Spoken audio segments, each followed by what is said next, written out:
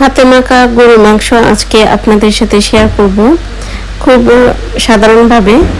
এখানে আমি কিছু পেঁয়াজ কুচি, টমেটো, আদা, রসুন, তারপরে গরম মশলা দিয়ে দিলাম।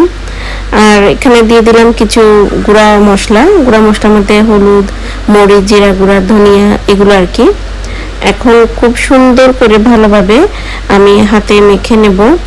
এভাবে হাতে মেখে রান্না করলে সময়টাও বাঁচে আর খুব সুন্দরভাবে তাড়াতাড়ি রান্নাটা হয়ে যায়, এত ঝামেলা লাগে না আর কি। আমার কাছে মনে হয় যে হাতে মেখে রান্না করলে খুব ভালো হয় আর কি।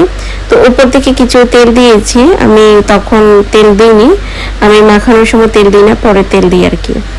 তো কষানো আমার হয়ে গিয়েছে, দেখতেই পাচ্ছেন খুব সুন্দর করে কষানো হয়ে গিয়েছে, উপরেও তেলটা ভেসে উঠেছে।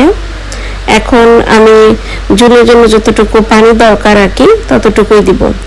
আপনাদের যদি আমার এই ভিডিওটা ভালো লাগে তাহলে অবশ্যই লাইক, কমেন্ট এবং সাবস্ক্রাইব করবেন। পাশে থাকা বেল বাটনটা বাজিয়ে দিবেন পরবর্তী নোটিফিকেশন পাওয়ার জন্য। আর অবশ্যই কিন্তু কমেন্ট করবেন, কমেন্টে জানাতে কিন্তু ভুলবেন না।